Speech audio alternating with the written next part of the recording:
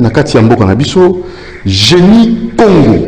Génie Congo, lundi, mardi, mercredi, jeudi, vendredi, 10h30 à 11h20. Rendez-vous Yakitoko pour na génie dans le domaine nyonso.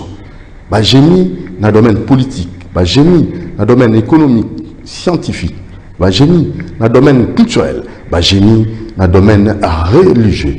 Alors, rendez-vous Génie Congo.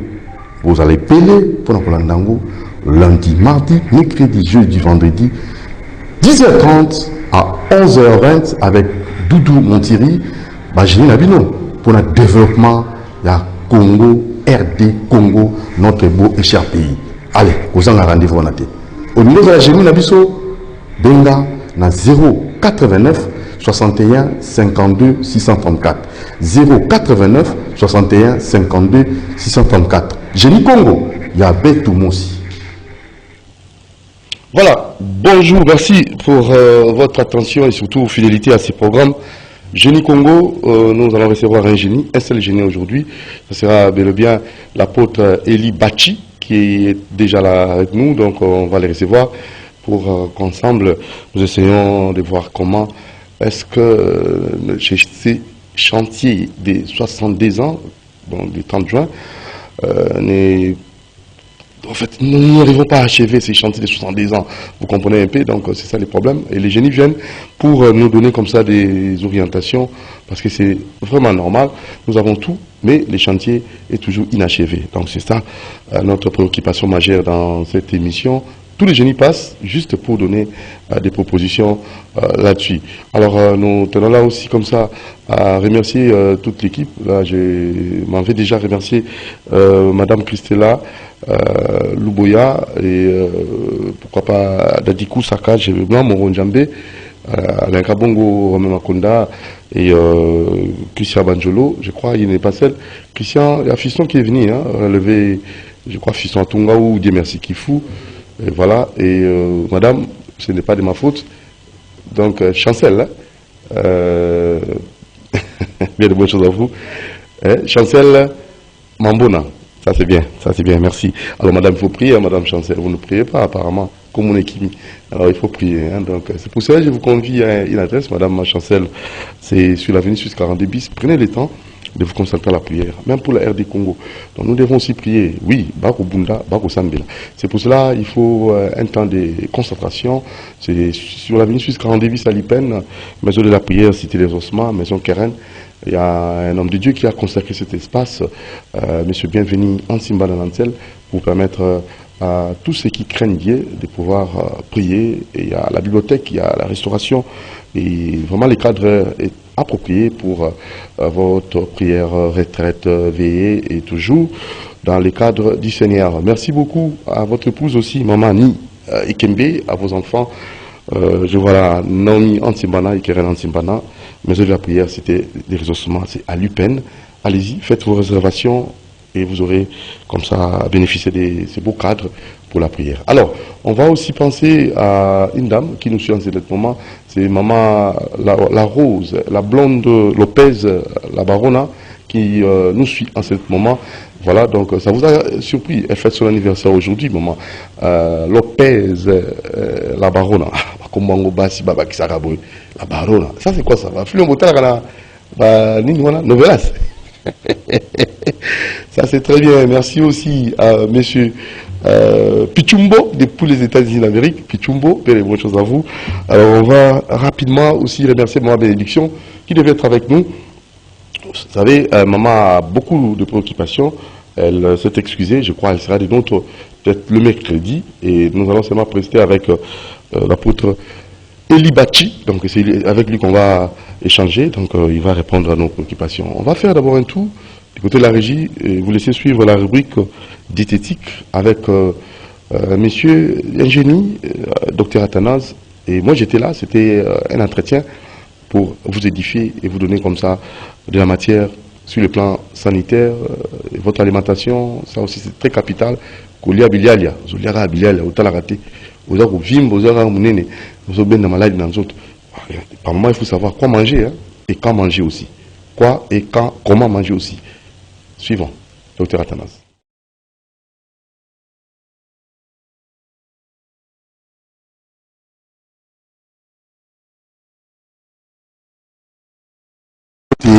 Docteur Athanas. Oui, oui, merci. Ça s'appelle Makassi. Soyez les bienvenus. Alors, tout rapidement, tout le monde qui nous président au talent de la connaissance. D'abord, pourquoi aux gens qui tangent, il y a qu'on se spécialisé dans le secteur où vous avez ça alors? Non, vous savez, le problème est surtout biso congolais, comme on a toujours dit, ceux qui Afrique est un paradis, jardin des deux années dans le Congo. Parce que le Congo, tout ça, tellement ébélé, mais ils sont négligeables. Donc, au moins, le Congolais, il se donne beaucoup plus la futilité. Mais au moins, quand tu as fait non. Au moins, même, ils savent que vous dominez. Mais les Congolais ne dominent pas.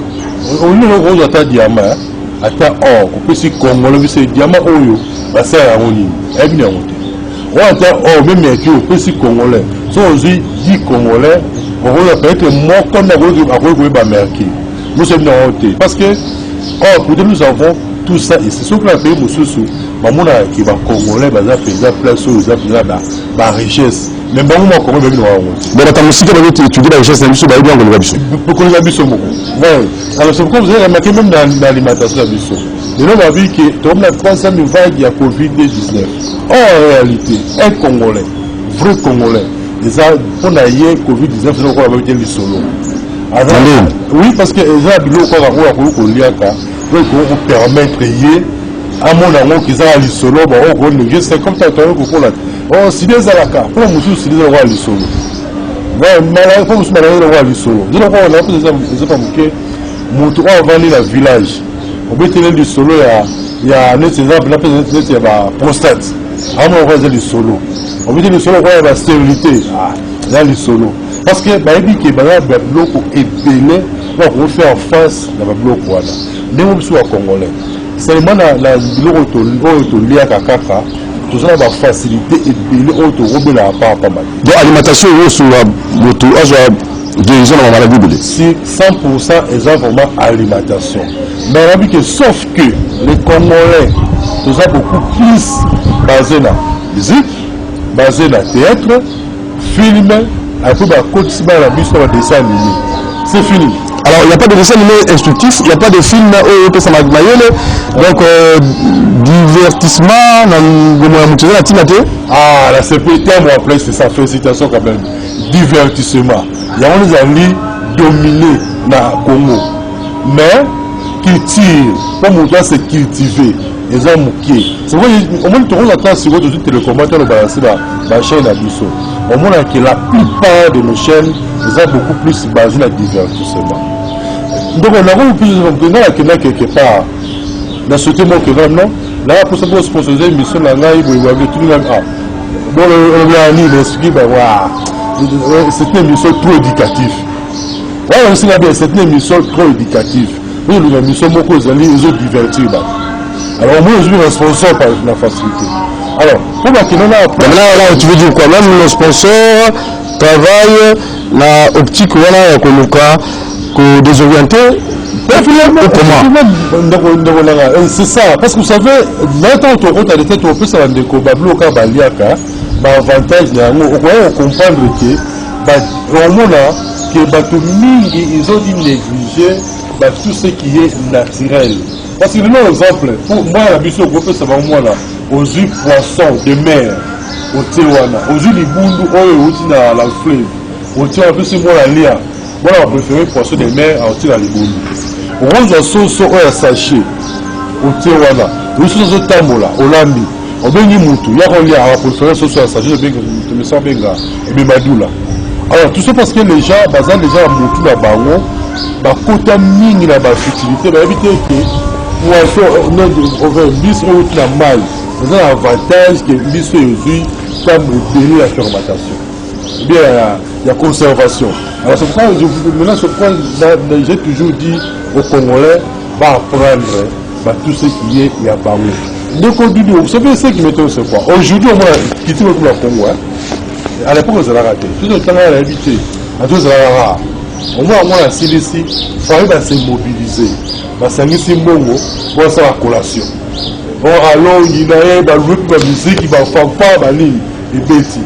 Mais nous, on là, à comme chômeur, on ça géronnaire. Géronnaire fait si il peut pas ajouter mon salaire à quoi cabine téléphonique là. Ok, les Congolais sont qui sages. Là, j'ai toujours dit une chose. Ceux qui moi la 6 classe, par nous dans la live. Profitez quand on conseille. On a vu caméra c'est apprendre où à laisser. Sauf pour moi, si classe de moi je veux seulement conseiller, inciter aux parents. Aussi, si moi la 6 classe là, au bas l'issue. On vit autant à l'unité air. Autant à l'issue air. Bon, le rôle aussi, c'est la mise au projet, mon coup associé. Ça, projet entreprise, mon coup. Donc, une mini-entreprise. Moi, je suis allé projet, voilà. Bon, on rit, vous savez, les fêtes.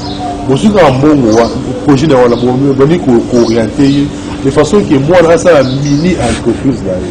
Vous avez remarqué que les Congolais vont beaucoup plus développer. Donc, moi, Congolais, mais ça les orientés. Mais ça les athées. Et puis aussi, c'est l'université. On dit que l'université, c'est l'univers. Aussi, c'est l'université. Bon, moi, Congolais, aïe, nous comme ça, j'ai l'honneur. Donc, n'habitez, moi, je suis un licencié. Un assistant doctorat, je vous dis combien. Bon, ça, il faut savoir, pour le rapport à Congolais, le salaire est bien de $100. On a un vrai salaire. Bon, $200 de universitaire. Aussi ici. Bon, on soit gratuit pour Nayoana. Ça va foutre $200. On lit ça, on zoome ça va pas ni les choses. Alors, tout ça, parce que les Congolais, tout ça, pendant la cadre, il y a éduqué, on nous oriente seulement vers la futilité, vers le divertissement, trop de divers. Ouais, là, c'est vrai que je dis même au conseil, même aux gens, aux gens universitaires à l'Ukoka universitaire à créer un canet Moussala. Nous sommes dans le temps là, tout après ce soit pour l'école primaire, qui mis Messie, D6. D'ailleurs, ce que vous avez tout, mais D6, donc vous sentez que vous avez un 3 ans, les macasses. Nous avons commencé à D4, D3, nous avons même la biseau. Mais nous avons même l'école primaire. Nous assistons à une peine de la pédagogie, à la licence, pour la maternelle, après pour l'école primaire. Mais nous avons une éducation à Bana, on est ici, à l'université, on peut sa cour, nous avons la temps, D3, D4. Vous voyez, on se dit que tout ça beaucoup plus dans la distraction, beaucoup plus dans la futilité. Nous ne voulons pas pour compte à peine la détail. Alors, ce qu'on a fait, c'est bon, parce que nous avons moi, dans la 6 classe, au lieu de la fête, la confédération à la garde académique, au lycée, à ce projet, pour à ce la moins mini-entreprise. Alors, licencié à Moussalati, et à ça la demande d'emploi à créer entreprise. Mais nous sommes aussi là, fonds. Pour la bande à moi, que ça, les Camerounais, c'est la fonds. Voilà. Mais ça, ils font. Mais c'est une bonne question. Vous savez, il y a dans l'histoire de la vie qui est. Les lots sur moi, la 6 classe, ma famille va vendre. Oh non, mon aussi sa licence d'ailleurs, il fallait tout ça une collation. Ah bon, là, c'est un gars de la tienne. Là, ça. Attention, il y a beaucoup d'Afrique. Mais ce moment où on a eu ça, la moro collation. Bon, mon à ça, projet mon aligné à ça l'entreprise. L'entreprise, on a moi, tata, moi, si moi, non, comme on a l'air qui m'a dit. Pour ça, l'entreprise, exemple, la construction, exemple. Alors, si vous avez un bis, tous à $1 000. À un moment, vous voyez, quand votre famille vendit, bon, ça va,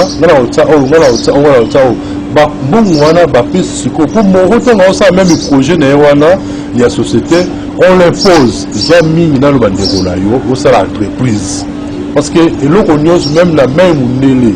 Quand on a une entreprise, il y a un système qui abandonne la famille. Avant de une entreprise pour évoluer. Parce que nous avons fait, comme nous avons le à terre, nous avons fait, et l'on a eu aux unes de Konayo, au travail, avec souci, mon coboy, cause du mois, Massalo, Moboy. Nous avons fait un coup de terre. à récupérer bon compte bon là à cette fois de mikana mususu mais or que les na yo bien na yo bien moi c'est na yo c'est difficile pour ça mikana mususu entreprise comme ça sera au nom de la famille ouais mais ça dit que si je voulais seulement inciter aux gens pour dire que universitaire c'est l'univers mais alors quoi là il y a même temps on a beaucoup de qui là-bas institut supérieur zalaki et puis université zalaki. Oui, mais quand on dit que nous sommes à l'université, c'est dans l'univers. Peut-être, peut-être, institut supérieur, peut-être. Je peux au moins te le remercier, même pas ça. Donc déjà, quand ça moulaï, il faut que nous créer. Ne cherchez pas, on vous a demandé d'emploi. Merci, docteur Athanase. On quand même génie, effectivement, c'est ça. Quand même, tout est génie. Il y a un génie, on doit faire ça. Parce que pour être un génie, un génie, comme un génie, mais créer comme le Lutuba. Vous savez, nous devons bien être génie congolais. Maël congolais, à Tchao à disposition, et la effectivement, à créer locaux. C'est pas un génie, c'est pas quelqu'un, on a encore pas boulot, le président mon côté à monde a comme le président nous comme la misala non il y a un ministère nous avons besoin de biloko pour la bâtiment baza biloko pour la cause le coso ya mutunyo sauté les Congo ils ont là-bas possibilité pour que mutunyo soit évolué. Moi j'ai admiré il y avait président Azub après c'est mon avis que là pour ça comme c'est pas congolais ba millionnaire. Les gens croient que même quand le président dit qu'à cause de la millionnaire, alors ils ont appelé ce Congolais, ils ont comme un millionnaire, non, après c'est qu'un cadre facile.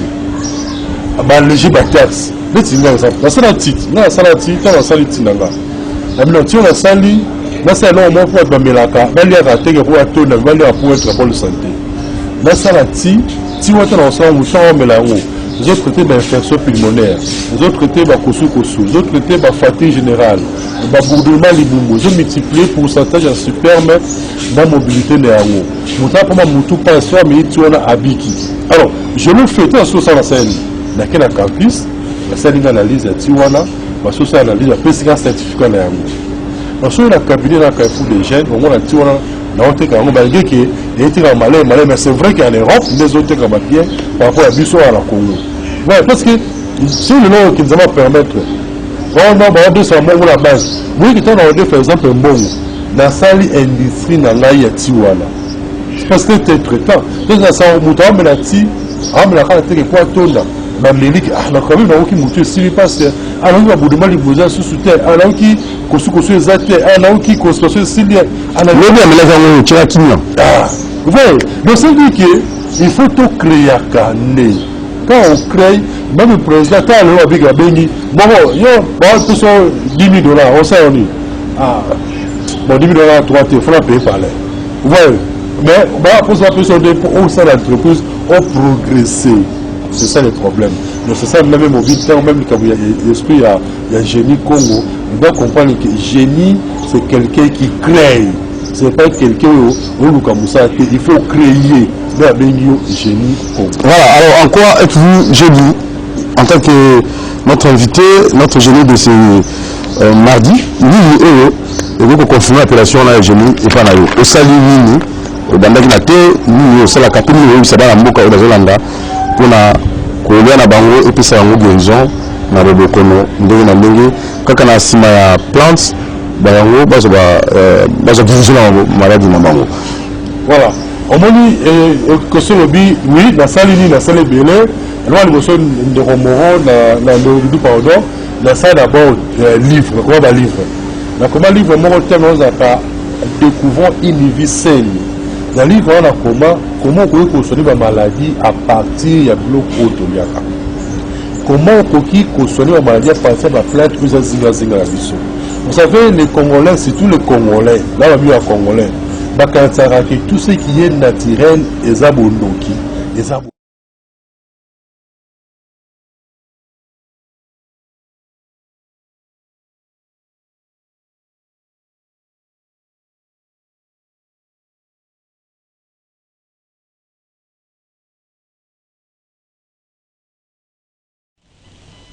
Voilà, la deuxième partie. D'abord, nous remercions le docteur Athanase, parce que les gens ont réagi, hein, surtout les mamans. Il y a la présidente du Cana qui nous suit en ce moment, présidente du Cana, tout théâtral, hein, vous comprenez, Samantha Mouchi, qui a vraiment apprécié tout ce que le docteur a donné comme orientation, maman Samantha Mouchi, et aussi il y a maman Véro Limbili, femme de luxe, jamais qu'est-ce qu'il y a, maman Véro Limbili, femme de luxe, n'est-ce pas, qui a aussi apprécié toutes ces orientations. Et on va très rapidement passer à la rubrique sujet du jour. C'est parti.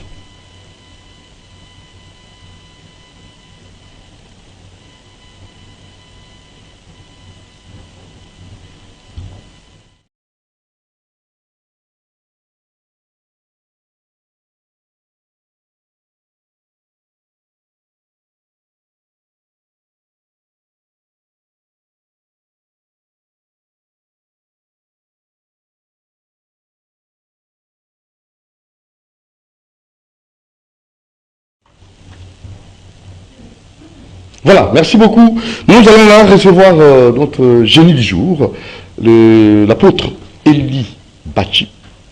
Bonjour. Bonjour, bien-aimés dans le Seigneur, et bonjour à tous nos amis qui nous assistent, qui nous aident pour que nous soyons suivis dans les maisons, dans les familles et au sein de la population congolaise et à l'étranger. Voilà, vous devez nécessairement être avec Maman Bénédiction, qui est comme ça la présidente, cette visionnaire de la DINASOFEM, Dynamique pour la solidarité féminine. Et s'est absentée et s'est excusée parce qu'elle a d'autres engagements, d'autres rendez-vous. Je crois qu'elle sera le nôtre le mercredi prochain. Alors, revenons à vous. Apôtre, RD Congo. Pays prophétique. Ah oui. RD Congo. 62e anniversaire le 30 juin. RD Congo. Pays riche, potentiellement riche. Catastrophe naturelle. RD Congo. Des guerres en guerre. À l'est du pays, tout le monde veut toujours avoir, veut toujours récupérer, veut toujours exploiter tout ce que nous avons comme richesse. Alors vous, en tant qu'homme de Dieu, vous allez nous donner des orientations, comme génie du jour aussi. Qu'est-ce que nous pouvons faire? Quelle est la bonne voie? Qu'est-ce qu'il y a comme problème? La cause, l'origine, et aussi la solution. Origine, cause, solution. Merci, bien-aimé, Papa Moutiri. Vous avez 45 minutes seul. Ah oui, il n'y a pas de problème. Vous aimez ça? Ça va, c'est bon. Alors, qu'est-ce que la lingala dans la bouche? Il n'y a pas de problème. Malgré Bissoto, Botami Nangote, ouais. Lingala, voilà. Tous à débrouiller. Donc, ça, t'as bilingue, hein? L'essentiel que tous à la compris. Alors, Papa, Makambo ya RDC Congo, aujourd'hui, j'ai béni grandement le Seigneur parce que na luki positionnons pour que tout le belana nous Makambo na forme où il y a lelo. Parce que lelo tokolobelango na façon moko na série nyonso. Moi toujours senga bandeko bazuli bako ya kolanda biso tala sika watu ko sala même accident na koyabo. Botia kabiso na ba prière. Oh. Ah oui. Botia kabiso na ba prière parce que oui. C'est sérieux, hein, vraiment. Oui, c'est sérieux. Le téléphone ya wane panzani le téléphone ya panzani. Makambo beleza ki. Voilà, donc pour le Congo, donc oui. Quelqu'un sacrifie son téléphone. Akoyi écoute donc nzambe kaka. Na boulevard hein. Na boulevard téléphone boulevard. Et qui il n'y a pas de Congolais qui aiment le Congo. C'est pas grave. Il n'y a pas de problème. Pichumbo, depuis les États-Unis d'Amérique. Partenaire, Pichumbo, c'est pas possible. Merci. Donc, courage, j'ai excusez-moi, c'est pas moi. Le problème. Depuis le Congo. Ce n'est pas grave. Non, c'est que le Congo est à la balkanisé. Merci beaucoup. Donc, parce que puisque moi mise au point observer que il y a de grands pasteurs qui pouvaient bien passer dans les plateaux parler de la RDC Congo, mais pourquoi? Pourquoi? Parce que il y a trois catégories. Mais sous Balobi bon, Nazana déjà bien, j'ai 50 000 membres, Nazoliambon, on a bien, ma bonzaba, dim, tout ça, bon, cette affaire du Congo, bon, prions seulement. D'autres pasteurs se disent, bon, écoutez, ngama kamba politique na kokota ngote, mais, sori ba bengia ke zwambongo na ba politicien, ake zwambongo na yake vanda na ye. Misusu ba yebi makambo ya kolobate. Bayebi te nini akoloba sur la RDC Congo, ayebi kaka Bible. Alors, misusu ayebi, mais peut-être moyen ya koleka kosala ba sacrifice wana ezalité. Alors tant biso to ali kozwa ba misu ba yebi ke na Congo sozo ba vérité chez les nègres africains, vous m'excusez-moi les termes parce que tozana no musika, c'est à démontrer que ngana lobaka mingi na mundele na biso vraiment écart ezana tozo ça l'effort mon côté pour que to comme na culture européenne. Alors, ayebi keso lobi vérité bako kangayo, moni pasteur, apôtre, ou kende prison pamba, ou tika bana na yo, église, tout ça. Mais biso tozo a risque wana parce que nous sentons une responsabilité. Donc malheur à moi si je ne parle pas. Malheur à moi. Mon aouta goye bisawa papa mutiri, ba émission politique nazo tika mais nazo kaka kamabe, nandenge na yikaka.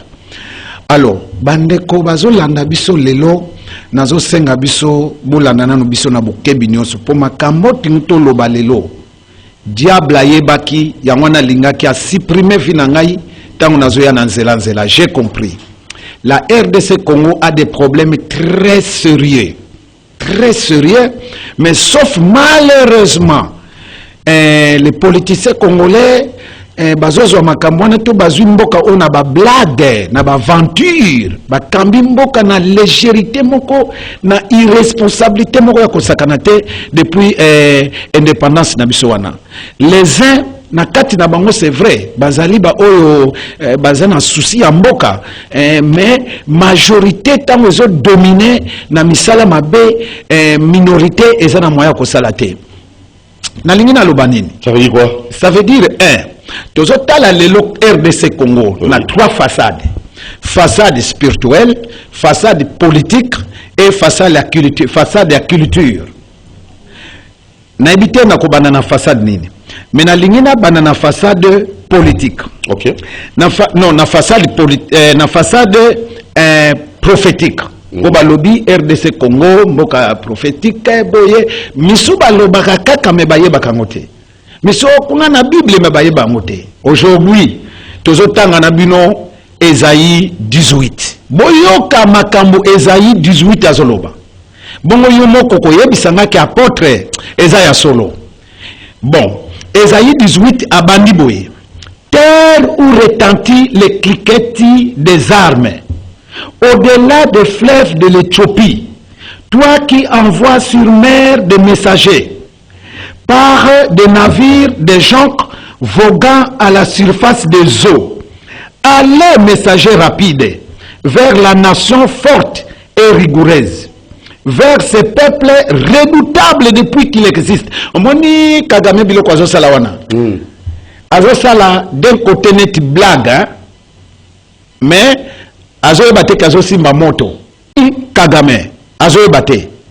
Ye azo compter botokolobe makamba politique wana mais yoka nanu awa balobi allez messager rapide vers la nation forte et vigoureuse, vers ces peuples redoutables depuis qu'il existait, les peuples congolais très redoutables, nation puissante et qui écrase tout et dont le pays est coupé par des fleuves. Vous tous habitants du monde, habitants de la terre, voyez la bannière qui se dresse sur les montagnes. Écoutez la trompette qui sonne, car ainsi m'a parlé l'Éternel. Ça c'est Esaïe maintenant qui parle. Je regarde tranquillement de ma demeure par la chaleur brillante de la lumière, par la chaleur brillante de la lumière et par la vapeur de la rosée. Au temps de la chaude moisson, nous avons insisté, Boyoka, la RDC Congo, au temps de la chaude moisson, avant la vendage, quand le pouce est achevé, quand la fleur devient un raisin qui mûrit, il coupe les sarments avec les sapes, il enlève, il tranche les cèpes. Ils seront tous abandonnés aux oiseaux de proie de montagne et aux bêtes de la terre. Les oiseaux de proie passeront l'été sur leurs cadavres et les bêtes de la terre y passeront d'hiver. En ce temps-là, souligné verset 7, des offrandes seront apportées à l'Éternel des armées par les peuples forts et rigoureux, par les peuples redoutables depuis qu'il existe. On est revenu sur ça. Nation puissante qui écrase tout et dont le pays est coupé par les fleuves. Elles seront apportées là où réside le nom de l'Éternel des armées, sur la montagne de Sion. Bon, mon passage on a outé kotanga, les amis Kagame a yebiango. Ba frère na biso tucho bazana mboka na biso ba yebiango. Les tuchi rwandais ba yebiango. Na lobaki la fois passée, j'étais peut-être mal compris. Tant que tu critiqué départ il y a président Félix na Kenya. Nana comprendre qu'il y a un niveau moko spirituel. Oui. Oyebi ke ba homme politique makamusu basala kawana. Bango moko bayeba ale musu makambazo salate. Parce que bayebi parole te. Mingi bayebi malobate. Mais heureusement sokoza éveillé. Eza lokola ba vantira ba prophète tozana bango awate. Mais un vrai prophète a comprendre, a analyser que action oyo eza boye, eza prophétique, oyo prophétie zoko kisama. C'est pourquoi tant na monaki président Félix Ake na Kenya, moi j'étais content na lobaki na plateau oyo. Bolanda ba trace ya Kagame et pas na biso tolobaka boye. Soki nyama azwi masasi akimi landa ba trace ya makila na ye boke nokuta ye sika kufeli. Ça veut dire quoi? Ça veut dire que d'abord en ce qui concerne la prophétie, oui. Kagame a pris cette prophétie. Accueilli dans la communauté internationale. Accueilli d'abord il a saisi, comme Bazoloba anglais, il a saisi la Grande-Bretagne. A solo na reine wana, na gouvernement ya Angleterre. A présenté prophétie oyo. T'as la démarche batu bazoye bate Kagame asali. T'as la diplomatie ya Kagame. Et bandi le lope. Et bandi musika. Na kotanga la bino sok tokozwa temps. Na livre na komi. Livre titre lango ezali. Titre lango ezali. Les messages prophétiques prédestinés de la RDC Congo. Na inséré documentation moko na katiawa. Oyo ezo lakisake ndenge nini Rwanda babandaka ba réunion na Bruxelles. Ba réunion liboso basala na Bruxelles. Pona ko boutiquer makambo nyonso ezo leka lelo na RDC Congo plus de 20 ans, 25 ans, 30 ans. Ndenge tozo vivre boy. Et roi de Belge azo ya awa. Ayebi makambo yo. Roi de Belge aza complice ayebi makambo yo. Na komina nous na monde politique té na monde prophétique nene toza lelo boye Kagame a pris cette prophétie oyo baluki mboka oyo na monde entier ezate baye ko comprendre que za kaka la RDC Congo tango biso tozozo a prophétie oyo na ba 65 tango réveil yaka na Congo la Belgique ayeba ki déjà prophétie oyo ba mindete communauté internationale bayebi déjà prophétie ba na ndenge ya molimo na ndenge ya noni. Omoni Nzambe, la Bible ozomona, Nzambe a révélé kamuna bato. OK. Nganke mutaliboso na eko mona prophétie oyo. Mais mukumbubile, pasteur mukumbubile, na ba 87 déjà bandako lobela makama prophétie oyo. Mais comme les Congolais nous sommes naïfs, tant wana bino ba pasteur ya Kinshasa, bozo bamba batu ba veste. Bozo sokola ba mama, bozo sokola bango ba costume, bozo bamba bango ba costume. Mais déjà ba Rwandais ba bandaki déjà pour travailler. Na continent na monde politique té. Mais Kagame a pris cette prophétie. Accueilli na ngoti Angleterre. Angleterre a expliqué historique na bango. Kagame a yeko bima à la kisi communauté internationale que bango baza ba descendant ya roi Salomon. Donc bana oyo reine de Saba. C'est la reine de Saba. Abota kina roi Salomon, abota ya deux garçons. Et na yeko landango na émission moko na Israël. Bazolo bela makambo batuchi oyo. En Israël, bazolo ba makambo ya deux garçons oyo Salomon abota na reine de Saba. Alors dans le temple Panzani, ba garçon na bakini na arche de l'Éternel parce que arche de l'Éternel au bazon Luka et en Afrique yango bazon sabino que il y a un problème en Afrique et plus précisément en Afrique centrale et diable azo bundisa biso ayebi pourquoi azo utiliser communauté internationale pour batia biso na difficulté parce que makambo nza na mboka oyo donc RDC comment ça n'a pas problème très sérieux donc bana wana bakimaka na arche de l'Éternel parce que ba loki bon sunga biso pour la Bible spirituelle, arche de l'Éternel, c'est l'uni. Arche de l'Éternel. Bon, vous le voyez, on a habité. Arche, on attend la calabasse. Oui, il y a une arche, on a nzamba, yebisaka Moïse sala, oyo zako créer ba problème, oyo nzamba zako kitanakata arche wana, ba placaka on a tabernacle, l'arche de l'Éternel. Ezaka na ba chérubin, na kati ya arche wana ezaki na bâton, ya Aaron, ezalaki na mabanga. Oyo balokotaka tango batraversaka Jourdain balokotaka mabanga bati 12 pierres bati yango na arche wana dona arche wana ezake na lipa oyo baleaka epolate bazwa ndambo lipa ezana kuna na kata arche de l'Éternel lipa wana epolaka te ti Moïse akei atiki arche de l'Éternel tango arche de l'Éternel wana ina tango ba Saoul alors ba Philistin ba yibi arche wana David aye kozongisa arche wana na Israël mais temple ezalaki te ba bombi yango na couple wana bazwa ba problème ndenge ba bomba arche de l'Éternel nzamba pambola bango tango Salomon aye kotonga temple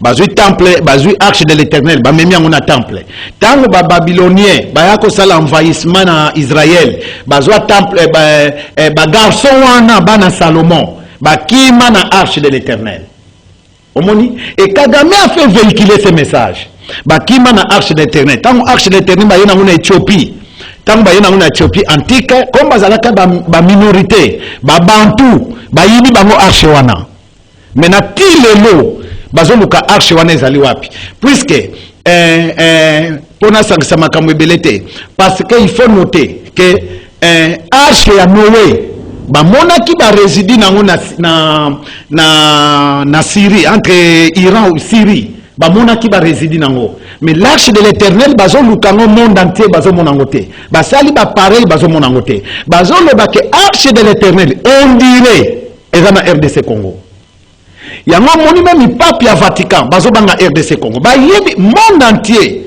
bazana père bazobanga RDC Congo alongo wana ba memi na Israël c'est un mythe mythe ce n'est pas du mythe qui peut venir ici me contredire je cherche un pasteur je cherche un pasteur peu importe de sa nationalité aya ko contredire makambo donc Kagame alongo wana ba memie moni Angleterre bazui Kagame ba memie tina na ba juif or qui dit l'Angleterre dit les États-Unis omoni ba sali front ba convaincre Israël yango moni tak na monaka chef de l'état oyo ake ko renouer ba relation na biso na Israël na moni likambo linge salema nzamba za munene c'est le temps de Dieu en RDC Congo maintenant Kagame a ça l'erreur à cause samate c'est le temps donc moni biloko zo quand même na Russie et ça signe que RDC Congo basakana nango te pour communauté internationale so baboyi ko résoudre le problème na biso équitablement convenablement mais to ko sema ta putina ya kote alors ko baba parce que ba congolais ba ko supporter te comme on a cas de mort chaque matin midi soir makila bana na bango bandeko na biso etangaka bêtement comme ça parce que Kagame s'est trompé. Alors, prophétie oyo ya bango. Et ça, c'est quoi une prophétie non? Prophétie ya biso, c'est notre pays qui est civilisé, qui est traversé par les eaux. La RDC Congo est traversée baignée par plus de 450 lacs. Et la RDC Congo pour l'accès que ezaloko l'Éden est récupéré. C'est l'Éden qui a disparu au Moyen-Orient. Nous avons maintenant ya Noé. L'Éden va se retrouver dans la RDC Congo. Mais oui, c'est l'Éden de Dieu. Lorsqu'on parle des pays de Kouch, parce que nous avons tenté, les pays de Kouch, c'est l'Éthiopie. Mais on vous dit qu'au-delà des pays de Kouch, qu'on les canassi maya Éthiopie, montre-moi un seul pays, et ça ma position après l'Éthiopie. C'est un pays prophétique RDC. Mais c'est moi je suis blanc. Mais c'est ça, dans la Bible. Yoka, nakoloba makamba réveil. Oyoki makamba réveil te. Bon, oyoki ndenge version bandité. Pays où il y a les cliquetés des armes. makele na minduki oyo kasi yango na bozoyoka na estate bio oyo ezotinda bamessager rapide na ntango ya show du moisson ntango nazolobaka na bino ake enlèvement eza pembeni kasi moisson nkola ninga moissonnete église elingi ekende balobi peuple wana bango nde bakosala mosala ya suka ya réveil. Quand le réveil va quitter au Congo, réveil kozala sous na monde te, c'est l'enlèvement de l'église. Est-ce que ba pasteur basolo makambwana? Dès que le réveil quitte en RDC Congo, monde déjà les sous-soutés et si comme nous athées, le réveil est kokende. Parce que le réveil a déjà fait le tour du monde. Balobi réveil wani ko soukande na Congo. Bakotika na nombre muke. Oyo bakobanga nzambe, bako continuer ko invoquer nzambe. Yango période to komi. Donc moi nombre muke bazobanga nzambe. Moi nombre muke oyo ba vrais adorateurs, bozo mona bangote. Et ça ba foule bozo mona l'église te. Ça c'est faux. Donc, naïeka kolobelaka prophétie parce que faut le bapé par rapport à la position politique. D'abord, yoka eloko mona komiawa. Politiquement yoka ba démarche à Salomon. Il y a de la croyance touche. À ce sujet, selon les révélations bibliques à notre possession, le peuple touche a une ferme conviction de leur appartenance des territoires de Avila, Bukavu, couloir nos anciennes provinces, on a Ezaka province Moko Maniema, Nord Kivu, tout ça, de Avila. Étant donné qu'ils se réclament être les descendants de la postérité du roi Salomon par l'Éthiopienne et la reine de Saba. Or, cette reine en provenance des pays de Kouch, donc l'Éthiopie, territoire fondé par Cham, fils de Noé, Yenda Sala Éthiopie wana. Fils de Noé. Yango nazobi c'est déjà papa Masamukini. Faut nani? Nalingaka mingi vraiment cet homme là, Masamukini. Ah voilà, nazo se plenaye makasi le grand bogard, mais il faut azonga moi sima. Azonga moi sima na makambo azoba ansaka na Bible te. Donc Avila était le fils vivant sur le couloir des pays des Grands Lacs selon Genèse 2:10 et Genèse 10:6-7. Au comment on a basé le Grand Lac déjà na Genèse. Alors, mais et là comment on a bien attendu la bino. Voilà sur le bien là, sur le plan spirituel. C'est là. Politique, évoluons. C'est là anticipé document oyo. Voilà le livre commun. Oui. Okomona na kata document oyo nazoloba ba réunion ya liboso oyo ba Rwandais basala na Bruxelles na hôtel wana na bisika bavandaki na ba décision na les na kata livre oyo na ba décision bazwaka ba fongola 7 grands centres o batangisa kabana na bango école de grands nommés dans le monde entier. Pour décision à Bango, oui. Ils ont pu convaincre la communauté internationale, il faut Bango va diriger l'Afrique. C'est pourquoi aux Mona, tu as déjà un président africain Moussoussou, Baza déjà Batouchi, mais Bazo Kamba déjà un pays Moussoussou. Il y a une conspiration, et ça, dans l'Afrique centrale, contre la RDC Congo. Tous ces pays-là, oh, Bazana nationalité wana, Bazana pas nationalité, Bazana race wana. Baza contre la RDC Congo. Yoko que nous contacter pour côté la bino, mais au commun qui a côté la binoté. Abalouki, azo appuyé. Il va vous dire des demi-vérités. Et il vous dit des demi-arrangements, il vous fait des demi-arrangements, il vous fait des contre passer le temps. Pour faire vous faire passer le temps. Oui, à l'ennemi de continuer à évoluer.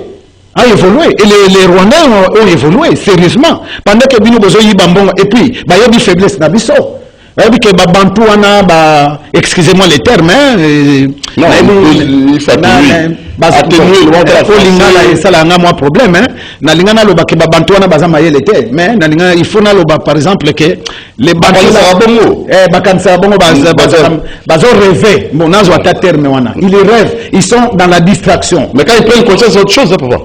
Comment? Quand ils prennent conscience, les Bantous... Mais c'est pourquoi toujours... Mais on a déjà tellement la conscience. Et la bombe... Oh, il y a déjà la conscience. C'est pourquoi j'ai commencé à vous dire que Kagame a la moins prudent. Parce que la communauté internationale, il y a continué à s'appuyer. Les cartes ont changé. Il y a des donnes qui changent à partir de Makamouzou et Kanaïkren, et cela est en train de changer les donnes. À protéger Bananaye, Barouandé Bazaliawa, à protéger ambassadeur Naya Zaliawa, à protéger Bande Kunabiso Bazalia, Barouandé Bazabande Kunabiso, à protéger Bango. À protéger Bango. Ici, on a Bible que le peuple congolais est très agressif. Très agressif, le peuple Yazo Sakanamangwana. Le peuple congolais très agressif. Alors, au point de vue politique, qu'est-ce que nous pouvons faire en tant que génie du jour? Je vais arriver. Au point de vue politique, Tango Kagame a coutani na ambition de la communauté internationale. Parce que la RDC Congo a un problème au niveau de la communauté internationale. Alors, Tango Kagame a coutani na ambition de la communauté internationale, et ça ni ambition de la communauté internationale. La RDC Congo est munene. Il faut que Kabolango. Et ça a des richesses partout. Ce qui tiki batouana va évoluer librement. Forcément, mon papa à les États-Unis à cause du problème. Parce que tout ça na uranium awa. Makelele wana orgueil wana bazosala. Ba Poutine, ba Union sur les États-Unis. Bazana uranium na biso. Bazana uranium na biso. Et bon ce qui va tiki RDC Congo évoluer yango moko. Le fait président Laurent Désiré vous a démontré ici.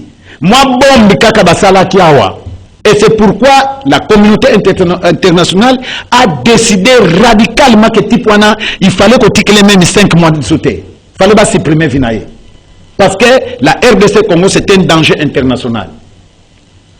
Au même titre que Israël. Donc, politiquement, la communauté internationale a une décision. Il faut kakamboka oeba balikanizango bakabolango mais eloko babosani pe bayebi yango parce que RDC comme il fallait kabona banda kala mais kabonate mais eko kabonate pour na jebi c'est notre défait ouais c'est ça là que RDC comme kabonate et d'abord bazo yebi c'est que roi Léopold II a sa la carte géographique wana akoma na Congo na mesa na ye na crayon c'est le rapport bazo pesaye à sa carte géographique à RDC Congo. Inspiré par qui? Comment? Inspiré par qui? Mais ça, c'est pas... Là, on peut comprendre. Ça, ce n'est pas un hasard. Communauté internationale, c'est très sérieux. Le roi Léopold II, il y a un communauté. Il y a un tatique la biso carte. Deuxièmement, et là, on va barater que Simon Kimbango, bateau bazo sakananango, ba politicien pour ba voter bango, parce que nous combattons maka, Simon Kimbango, bango ba Simon Kimbango. Voilà. Voilà. Nazo monaye. Bango ba yebi Simon Kimbango. Ba yebi Simon Kimbango te. Ba yebi atamukete. Lobi nazo solana na komi awa. Na komi moi parti moko ya makamba Simon Kimbango. Nazo solana Kimbangiste moko. Nebi même bino ba yebi Simon Kimbango te. Nkamba bazo bénéficier bénédiction ya Simon Kimbango dans le sens que la Bible avait déjà dit. Akopambola quand même 4e génération. Ya muto asalela ye. Mais Simon Kimbango azakuna te. Ça c'est faux. Bayebi Simon Kimbango te. Simon Kimbango aza prophétique. Simon donc aux hommes RDC 4 d'abord c'est le roi asala kiango. 4 c'est le roi Simon Kimbango atambola ki na ba province nyonso comme prisonnier. Il a ceinturé la RDC Congo. Fini terminé. C'est ça. Simon Kimbango a ceinturé. Papa. Mais Oyezali, au moni, donc Kimbango est un homme de Dieu. Yoka, un homme de Dieu. Papa. Mais là, nous sommes tous les gens. Il faut qu'on soit. Par contre, on n'a pas de question. Le appelle la Suisse 10 écoutes déjà. Le numéro affiché. Donc, Simon Kimbango. Plus 243 89 61 52. Donc, Simon Kimbango. 634. Les gens appellent. Mais moi, je ne Simon Kimbango. Il a ceinturé. Il a ceinturé. Oui, bonjour, papa. Oui, dans Zolanda Bino, dans un bureau. Oui. C'est pas dit qu'il y a un propos, il y a un décollant, il y a un soloba. Il y a un dit que Rwanda va un décollant biso. Imaginez-vous, dans Rwanda, parce que ça pas que Congolais a un ennemi na yo. Ok, c'est bien. Il faut expliquer. Expliquer bien. Mais on a raison. Non, on a comprendre. Tant que biso tozolo ba ke bazaba ndeko na biso bazomona biso zoba. bazomona biso bazoba mais yango na lobi me bazosa la blague ndeko na biso en na quel sens mais tu as voisin quel pays ozomona bango yango na lobi bango bazokosama bazomona biso babolole tant que je baza bandeko na biso. Donc ça veut dire quoi? Tozo linga kodla ki sabango que makambo bazo sala eza malamu te donc situation est dégénérée. Allô? Ça ne se pas. Allô? Allô, bonjour. Bonjour papa. Bonjour ndeko Didi. Bonjour. Le bela Didi Kinwani, Dudu Montiri. Non, Dudu Montiri. En tout cas, ndeko makambo ndeko azolo bana plateau, il a tout à fait raison. Donc c'est à nous les Congolais qui n'avons pas l'esprit de discerner les. Ok. Tala, pas montiri. Nazo zongela ndeko tam tozoba. Mon frère, on a yo kan sinenge bande nana za content. Nana za content. Donc yo tam ozo bisaka ndeko voisin. Tala. Moi j'avais au début surtout la réaction ya gouvernement. Mama Basaïba wa kendaki kokuta na ambassadeur. En le moment moké likambo ba lobaki na moro wa bon c'est biso ngo pour mona que c'est d'abord ma likambo belé. Génie Congo, ceux qui m'a belé ngo ezalité, tout ça Génie Congo dans l'espace T. Donc il faut battre la mabélé. Oui, le temps morazo bon ça. Donc baza bande konabiso na sens que to vandi na bango eza lokolo za na voisin na yo papa. Mir mu ya clôture ya moyo oyo la nenda konaye. Siko yozo ke moyo bisaka ikitala papa ozande kunanga. Tika makambo. Tika parce que ce qui est dégénéré koloba tiki ngana za mabe. Omoni bazo prévenir que baza bande konabiso botika. Tu as pas image là. Omoni. Pour ceux qui est dégénéré pour omoni et l'autre communauté yango moni ngana senga ki deuxième table ronde. Pour nani? Omoni Kagame wana orgueil wana zo sala. Ayebi ka Angleterre azana simana ye, France ezana simana ye, yoka na tangela bino ba pays ezana sima ya Rwanda wana. Yoka tala ba pays oyo. Ba ambassadeur na bango bazali awa. Yoka ba pays oyo baza sima ya Rwanda wana bozomona. Je ne sais pas si j'ai noté quelque part. Allô? Oui, bonjour. Oui. Oui. Ils ont craché.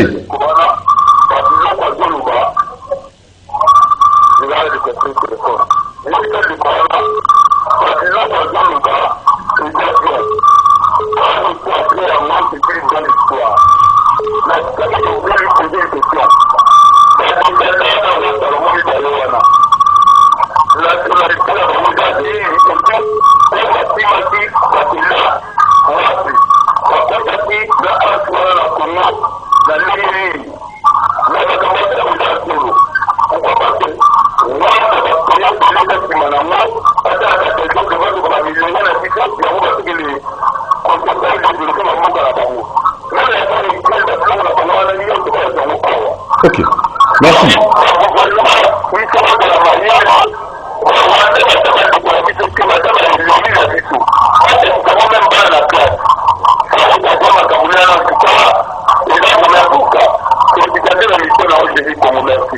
Merci beaucoup. Merci, très gentil. Alors, quoi, mais moi, moqué. Je crois H de l'époque qui nationalité ni je crois parce que Éthiopie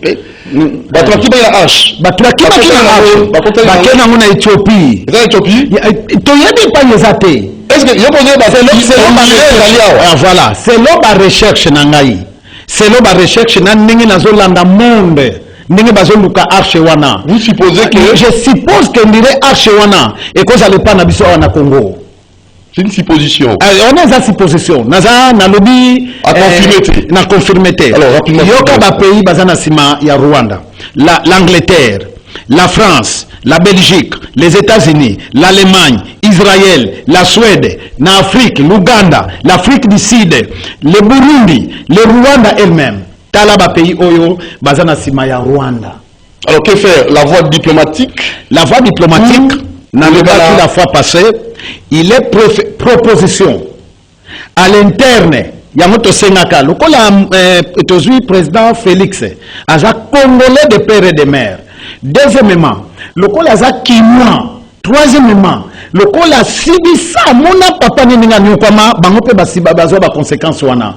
Donc aza na kati ya po ya pasi ya ba congolais alina ko profiter pour que asala une réconciliation nationale. Est-ce que Simba à l'interne ça a perdu? Les autres attendent. Non, ngana yebi makona. Non, biso ba idée. Na yela ki document mona koma non?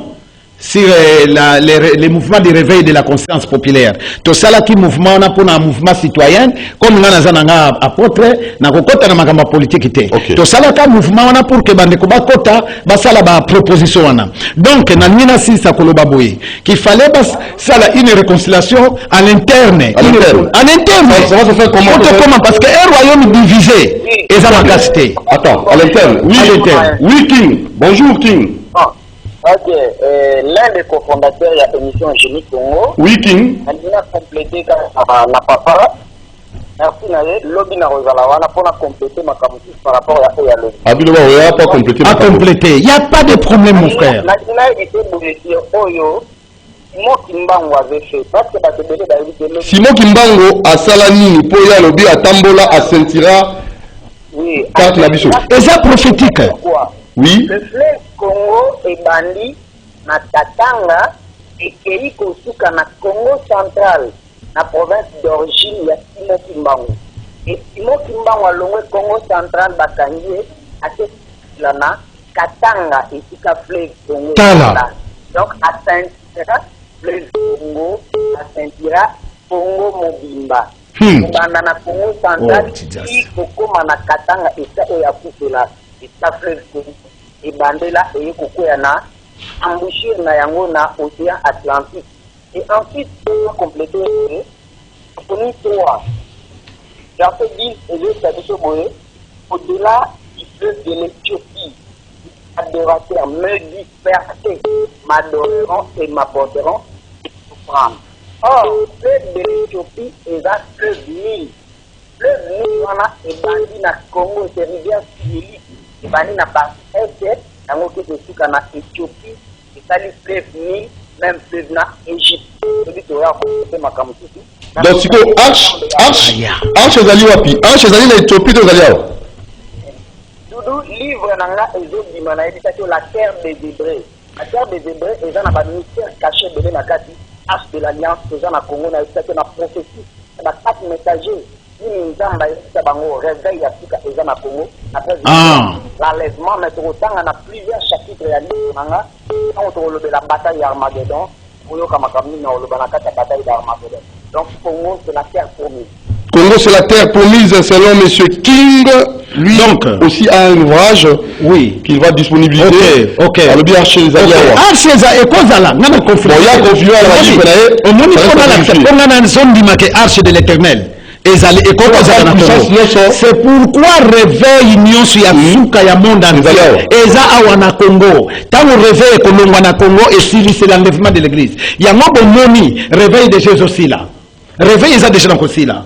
Mais tant en coquille parce que qui prend la place? Comment? Qui prend la place? Non, c'est l'enlèvement de l'église. Mais nous sommes près de l'enlèvement de l'église va partir très bientôt. Au monde d'esprit nous faisons la mouka dans le monde entier. Ce n'est pas un verre au monde bonyebi na yebisakio. Papa ça sali ba makambu nyonso asa yokani na ba croyance nyonso ba religion nyonso etikali ka église kimbangiste. Mais kuna aussi mbade etika soki bomoni mariage ekutani kaka écuménisme zela parce que bino bozana ba prophète awa bazolobaka ko voyager ko voilà ça c'est ma bazaïba à quel moment bazaba maman mi balé nazo féliciter na super warrior mama bazaïba Massoudi na dirkab Yves Kitumba wana baki kotala baki kotika message du gouvernement pour la Italie les Cambodges pour les Est donc position gouvernement maintenant ce que ça prophétique ce que ça na vision spirituelle comment na attitude d'ambassadeur wana on peut analyser attitude d'ambassadeur analyser attitude d'ambassadeur wana, il a peur. Ah bon? Oui, l'ambassadeur a peur. Il a peur. L'exemple de Moron Djambé, RDCP. Attitude d'ambassadeur wana. Ce qu'on a, mutaba analyse spirituelle. Quel est-ce que vous maman wana. Non. Vraiment. Il fallait que maman wana pour alobelaye. Vraiment. Et c'est lui. Alors, tu as un message là, Moro? Bon, je crois que tu as une humilité, émission de la Sougala pour conclure. Oui, l'État va bien. Pour conclure, Sengaki, Bossa la réconciliation de Papa Félix, pardon. Pardon, Papa. Kanga Motema. Sali sa réconciliation à l'interne. À l'interne. Ça veut dire national, ça veut dire quoi? Ça veut dire opposition. Grand leader Nyosowanga. Basangana. Fayulu. Bango Nyonso. Basangana. Bemba Jean-Pierre. Vraiment, surtout Bemba wana papa. Oyebi ke ni ete Bemba. Balkanisation n'est pas réussir. Nzamba telimisa tata wana. Mais peut-être que yemgole musoye bagate. Pour makamba politicien basalaka, il faut biso basal na nzambe totalement na manette spirituelle. To comprendre les événements parce que la Bible vous dit Dieu est le maître d'état et des circonstances. Alors pour finir, à l'interne basangana. À l'externe la président Félix Azo informé ba voisin na biso wana, même ici baza d'accord na bisoté. Même si malignement Azo sala musala wana est important. Ils ont avertissement que bomoni. Maintenant, to convoquer une deuxième table ronde na lobaki boye. La roi de Belge Azoya. Ya yebi makambo na zo bisabino. Aza compris c'est. Lokola Azoya kasiba mema yekuna na STT. Ake nukotala peuple na yatika ndenge bazokufa. Bala kisa communauté internationale ke biso boyo keloko na ngina lo. Boyo keloko yo. Biso toza ba hérité au premier plan. Mais la RDC Congo, les autres communautés du monde, baza ba héritier ya RDC Congo au second plan. Biso ne ba liquidateur. Biso ne ba kolo nango. To yokana au lieu de continuer ko boma kabato. Qu'on continue à croire que balkanisation est salama et que salama kate alors baila ko pacifier mboka ba ko investir awa ba sala ba usine to partager richesse à Congo na ndenge normal au lieu que ba biso sous la tenaille pour que biso utala embarco elinko longwate eza lokola petit moko boy batie wana lokola tango ya Israël mboka moko ai ezaka mboka moke e nyokola Israël na ndenge mokete. L'embargo est fait le hein? Mais embargo ils ont le moté pour nanini. Bazo sala ngona encore. To sala nini pour bisto. Ba yebi ke soki le bisto somi arme. Papa, muni makelele wana garçon na tipo na zo sala. Mais na seconde ça écrasé. Yango bazo bo ya biso to soma ba arme. Alors, numéro de téléphone. Alors, to régler en pacifiquement avec la communauté internationale. Na sepeli na ministre des affaires étrangères démarche on a salé. Ah papa l'outumu là. Que les Seigneur le bénisse. Vraiment ba courage à mingona. Aki yebisa bango. Clairement. Très bien. Alors, numéro de téléphone pour ne pas bien la précision dans le livre. Bon, ce qui n'a lobby les Kamomoko est choqué de Kosongolo, à Limbisa, mais Kosolo les Amalam. Numéro dans les allées 085 400 18 20 pour téléphone Wana Panzani 085 400 18 20. Nous sommes, c'est l'apôtre Eli Bachimbongo de l'église La Criche brisée de l'Éternel. Et votre ouvrage La Criche, oui, ce qu'on l'ignore, c'est à peu près les messages prophétiques prédestinés de la RDC Congo. Awanazolo, ba monde entier, ndengeni bazoze la solution na RDC Congo. Pays solution. Problème ya mai, ba New York wane ezoko ya na mai, ba Canada ezoko ya na mai, Belgique ekoko ya na mai, Angleterre ekoko ya na mai. Est-ce que batu baye bien?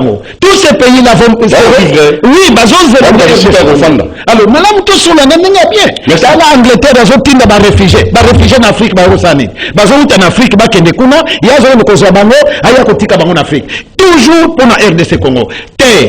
Ambassadeur ya Angleterre en tout cas, nana zo sepelate. Bino besoin attaquer ambassadeur ya Rwandais. Mais tel ambassadeur ya nani ya Angleterre. Yeye ndio bazo sala ba conspiration wana. Azo yana batu wana nazoyebi saba Brazzaville limbisa une seconde. On moni bande ko Mbuta Sassou, le président Sassou oyo atikala kola monument na biso. Papa, zongisa batu wana après yo la même parole oyo nani Mobutu alobaki c'est le délige ba Brazzaville après papa Sassou c'est le délige à Brazzaville. Bondima batu wana bayate. Point barre. Voilà, merci à toute l'équipe. Doudou Monti vous aime beaucoup. Retrouvons-nous demain à 10h30 avec les 4 messagers. Toi, on a messager Mora Royal Lobby.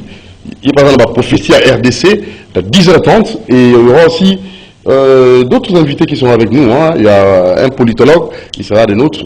Pour un politicien. Et d'autres, il y aura aussi monsieur, le fils du général Ngannou Kisasi, monsieur Amissi. Hein? Comment il est Amissi? Ah, vous savez Amissi. Ciao, à demain. Nani? De Nairobi.